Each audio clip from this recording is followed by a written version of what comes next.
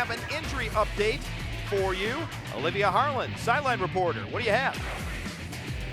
Thank you, Lance. As we mentioned earlier in Tauscher's tips, left tackle David Bakhtiari will not play. Pretty expected because he didn't practice all week with knee soreness, which he blames his poor performance in New England to. He allowed 2 sacks. And in his absence, we're going to see Don Barclay, who, get this, has never played left tackle in an NFL game. He did play in college at West Virginia, but a big task at hand to protect your MVP quarterback, who we're expecting to play into the second quarter. Now, another guy who will not play today, also with knee soreness, is Clay Matthews. That's 2 games now for Matthews. But the return of Demarius Randall making his NFL debut, good for the Packers to see their first draft selection play today. Lance, back to you. All right, thank you very much, Olivia. We look forward to your reports during the game. Now we're going to focus in the end zone to the sideline, and Olivia Harlan. Thank you. Well, 1 game in the books for head coach Mike McCarthy, not calling the plays, and he liked it, but he joked he just didn't know what to do with his hands. And now that is a good appraisal for Tom Clemens, who ran the no-huddle the full first half, 33 offensive plays in the first quarter alone. Incredible speed and communication. Now, Aaron Rodgers did forecast a case of FOMO, and that's fear of missing out on game days, when Tom Clemens and Aaron Rodgers are prepping. So that's a little vocab for our booth.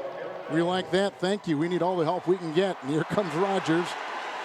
We're in Pittsburgh this afternoon to the sideline, and Olivia Harlan. Thank you. So Pittsburgh is home to Mike McCarthy. He grew up just about 2 miles away from the stadium. He was a quarterback and receiver coach for the Pitt Panthers, who used this same facility.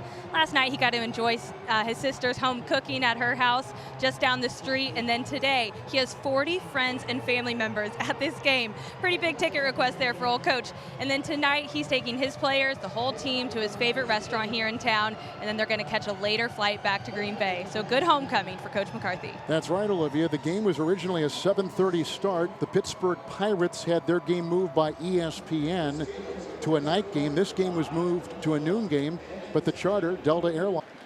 Williams, gain of 1 to the sideline, Olivia Harlan. Like you all mentioned, TJ Lang did just walk into the locker room. No official word from the team on what's going on, but he was on the sideline, still walking very comfortably. A couple teammates came to check on him. No touching him, no taping ankles, no rolling limbs, nothing like that. So just looked a little knocked out there. There he goes. Nelson before him. 2nd down and 9. Got a hand on him. Minimal gain on the play to the sideline, and Olivia.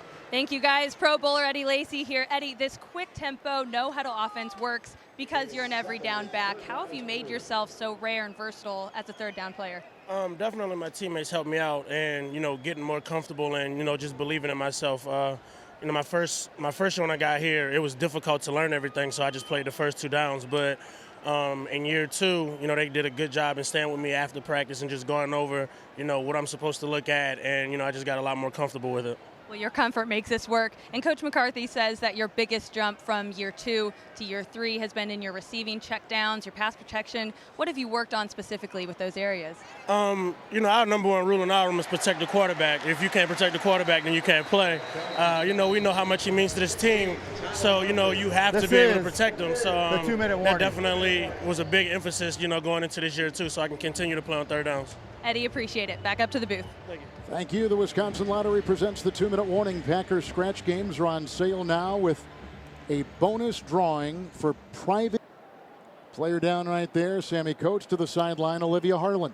Well, very appropriate right now to talk to one of the Packers' strong wide receivers. Reports are flying around, but regardless of the situation, talk a little bit about your younger receivers out there who are playing today.